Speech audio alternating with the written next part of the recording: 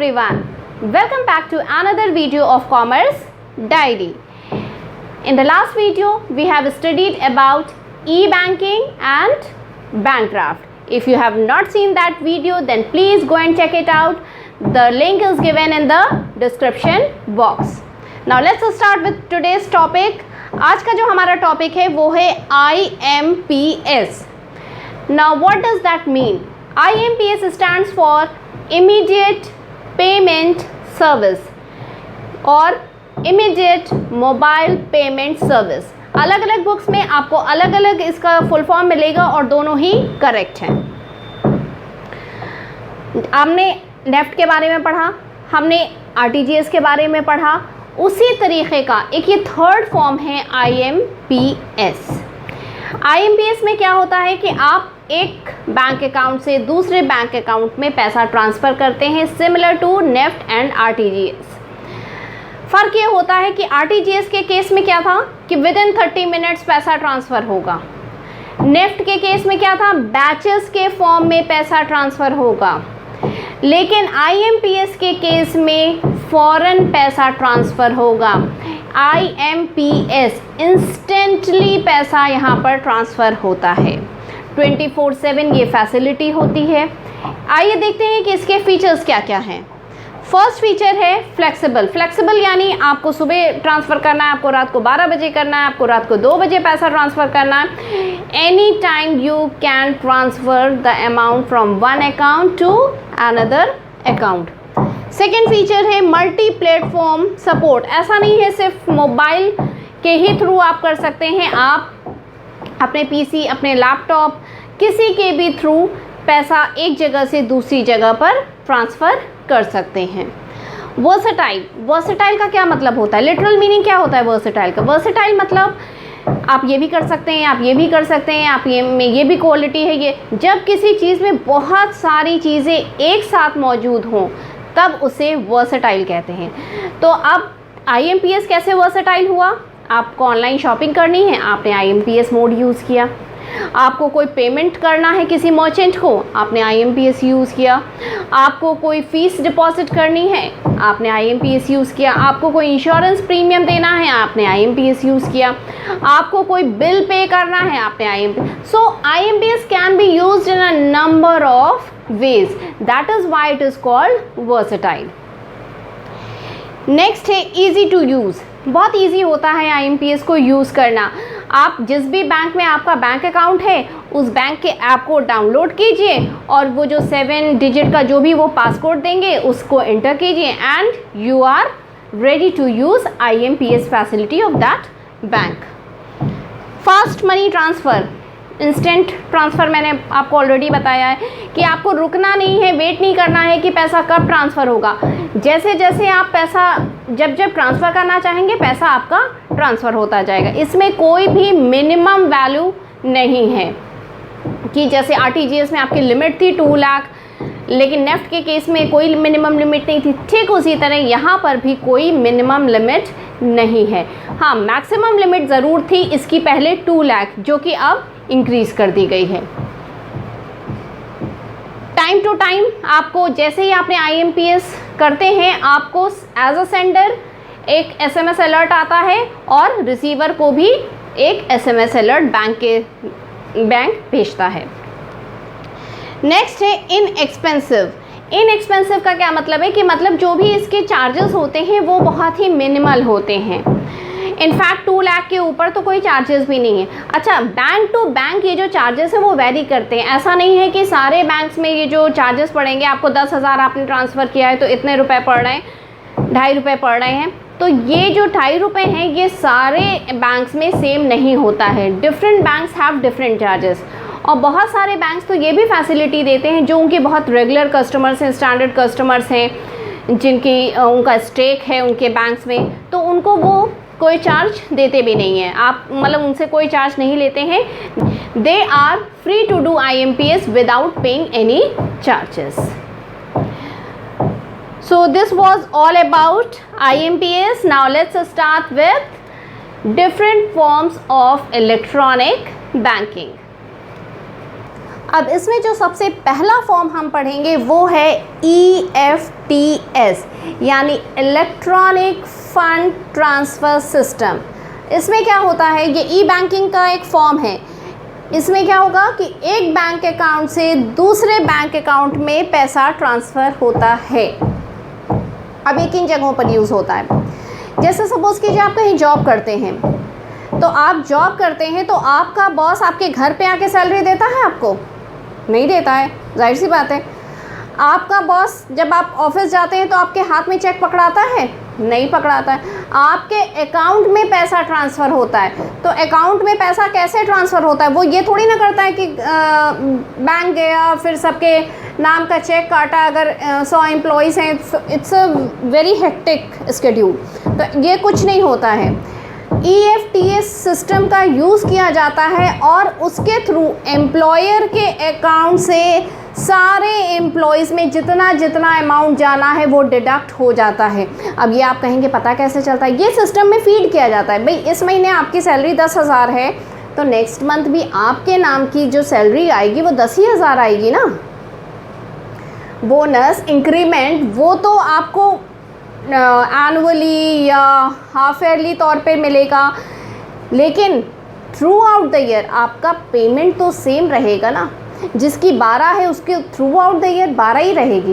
तो EFT system में ये सब कुछ फीड कर दिया जाता है और एम्प्लॉयर के अकाउंट से डिडक्ट होकर पैसा एम्प्लॉयज़ के अकाउंट में चला जाता है। EFTS system saves both employer and employees. भाई इतना सारा कैश है, वो लेकर जाए या कैश निकाल कर लेकर आए और सबको हैंड ओवर करे, तो ये थोड़ा रिस्की होता है एम्प्लॉयर के लिए भी और एम्प्लॉयज़ के लिए भी। आपके अकाउंट में पैसा ट्रांसफ़र हो गया, अब आप सेफ़ हैं। आपके मान लीजिए 50,000 सैलरी है, तो इट्स बिकम रिस्की कि आप ऑफिस से घर ले जा रहे हैं उतना ढेर सारा पैसा और फिर उसके बाद आपको फिर बैंक में डिपॉजिट करना। तो इट्स बेटर कि बैंक टू बैंक ही ट्रांसफ़र हो जाए। अब इसके और कुछ एग्जाम्पल्स हैं। एक तो सैलरी एग्जाम्पल हो गया, दूसरा एग्जाम्पल है आपको अगर पेंशन मिल रही है, आपने जॉब किया सारी ज़िंदगी, अब आपको रिटायरमेंट के बाद पेंशन मिल रही, तो पेंशन कैसे मिलती है? आपके अकाउंट में हर महीने पैसे आ जाते हैं, आपको जाना तो नहीं होता है लेने के लिए।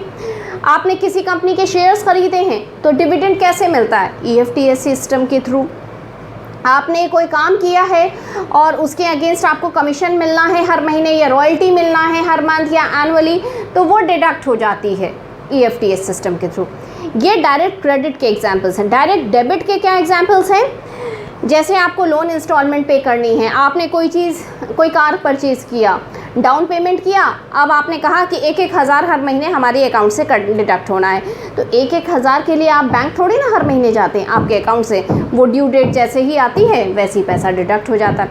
EFTS सिस्टम की ख़ास बात ये है कि जो ड्यू डेट मेंशन कर दी गई है, फीड कर दी गई है, उसी डेट पर पैसा डिडक्ट होगा। स्कूल की फ़ीस आप दे रहे हैं, तो उस पर्टिकुलर अमाउंट जो होगा वो ड्यू डेट पर डिडक्ट हो जाएगा। अगर आप प्रीमियम दे रहे हैं तो आपके अकाउंट से डिडक्ट हो जाएगा। इसके क्या क्या एडवांटेजेस हैं? सबसे बड़ी बात तो ये है कि कोई हैसल नहीं होता है। जैसे ही ड्यू डेट आएगी, आपको कोई पेमेंट करना है वो डिडक्ट हो जाएगा, या आपको कुछ मिलना है वो आपको आपके अकाउंट में आ जाएगा। No mishandling of cash, कोई रिस्क फैक्टर नहीं होता है कि आप इतना कैश ऑफिस से लेकर आए हैं, अब आपको वापस से बैंक में डिपॉजिट करना है। नहीं, सीधे बैंक टू बैंक ट्रांसफ़र हो जाता है। नेक्स्ट है एफर्टलेस ट्रांजैक्शन। कोई एफर्ट नहीं करना है। अब ये नहीं है कि आज ड्यू डेट आ गई है, अब मुझे जाकर अपने पैसे प्रीमियम के लिए देने होंगे बैंक को जाकर। नहीं, आप आराम से घर में चिल करिए, आपकी ड्यू डेट आएगी, आपके अकाउंट से पैसा ऑटोमेटिकली EFTS सिस्टम के थ्रू डिडक्ट हो जाएगा। तो next form of E banking is ATM, automatic teller machine. ATM क्या होती है? एक मशीन होती है जिसमें आप अपना पिन इंसर्ट करते हैं, भले ही आपको पैसा डिपॉजिट करना है या पैसा विड्रॉ करना है। पिन का फुल फॉर्म होता है पर्सनल आइडेंटिटी नंबर, और ये कभी भी रिवील नहीं किया जाता है। अगर आप इसको रिवील कर देंगे तो कोई भी इसका मिसयूज़ कर सकता है। नेक्स्ट फॉर्म है डेबिट कार्ड। डेबिट कार्ड क्या होता है? किसको मिलता है डेबिट कार्ड? अगर आप किसी बैंक के अकाउंट होल्डर हैं तो वो आपको ये फैसिलिटी प्रोवाइड करता है। इसके थ्रू आप अपने बैंक अकाउंट से एटीएम के थ्रू पैसे को विड्रॉ कर सकते हैं। आपको कहीं पर कोई पेमेंट करना है, कोई परचेज़ करना है किसी चीज़ को, वहाँ पर आप दे सकते हैं, इसको पेमेंट कर सकते हैं, आपके अकाउंट से पैसा डिडक्ट हो जाएगा। इसमें आपको कोई क्रेडिट फैसिलिटी नहीं मिलती है। अब क्रेडिट फैसिलिटी कैसे मिलेगी किसी कार्ड पर?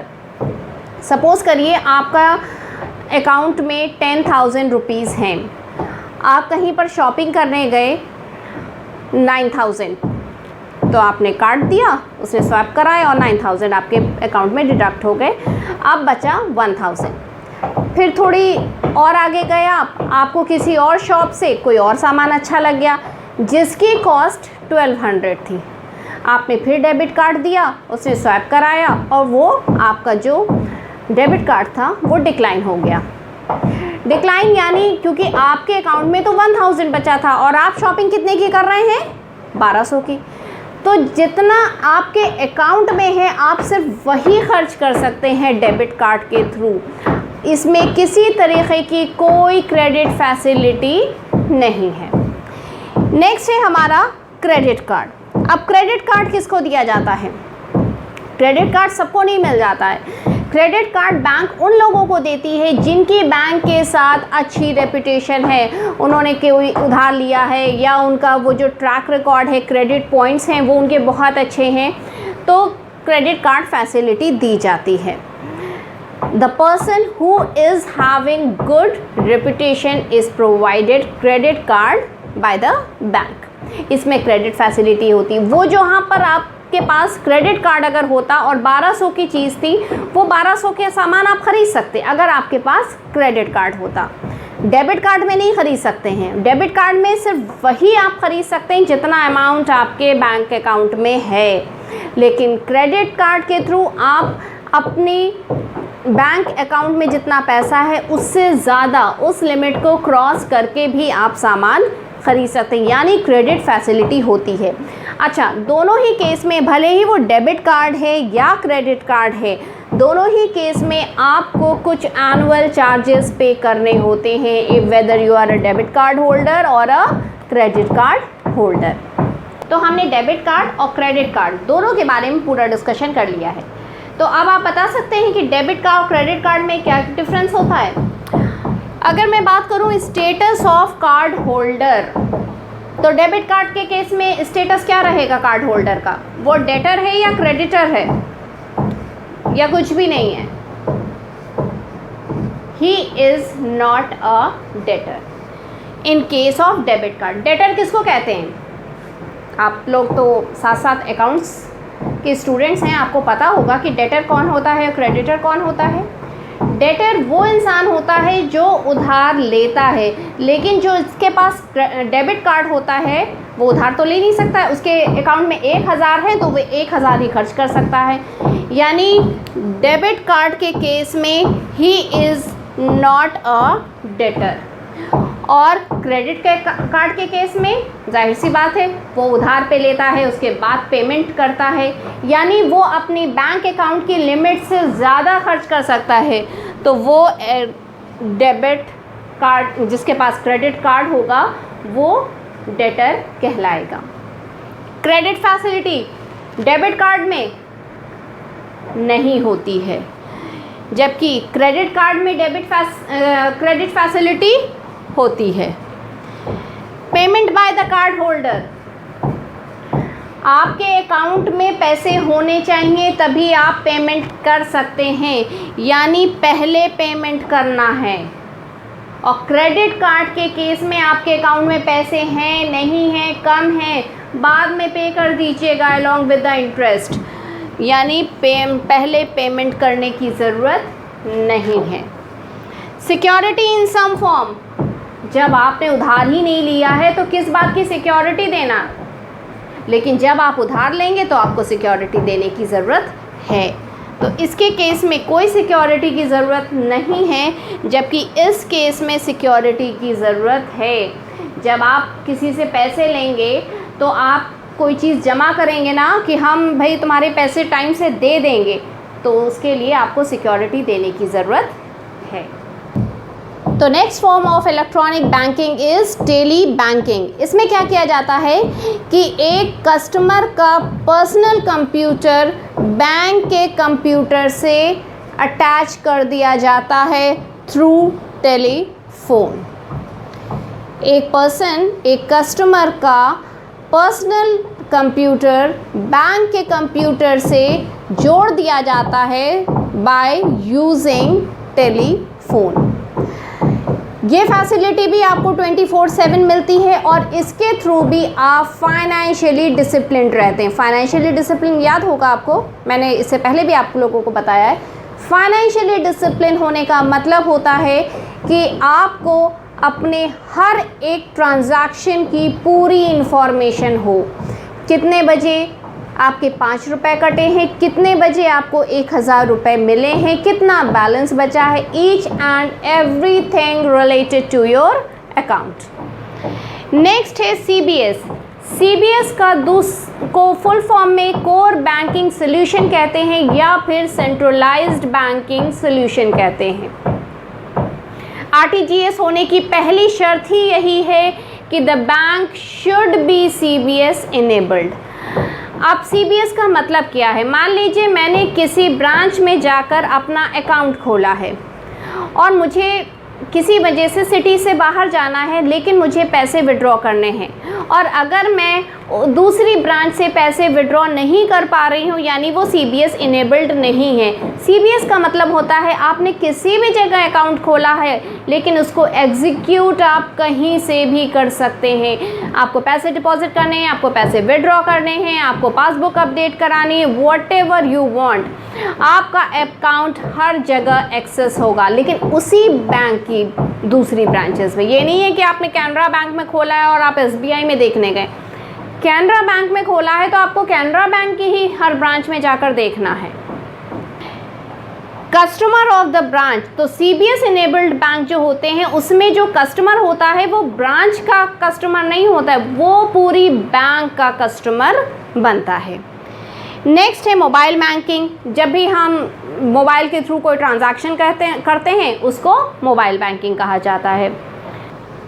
तो नेक्स्ट हमारा जो इलेक्ट्रॉनिक बैंकिंग का फॉर्म है वो है SMS अलर्ट।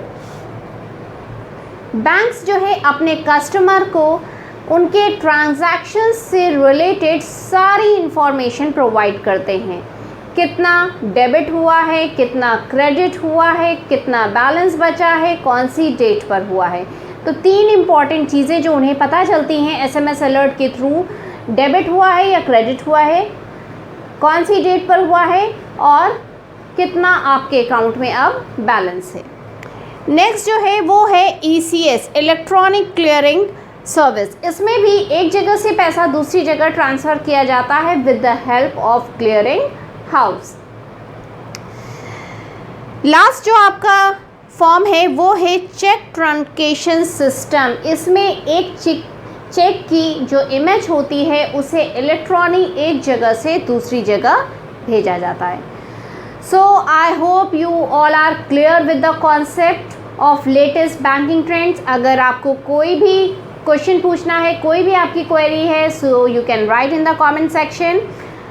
और अगर आपको वीडियोस मेरे पसंद आ रहे हैं तो please subscribe to my channel, share it and like it. Thank you.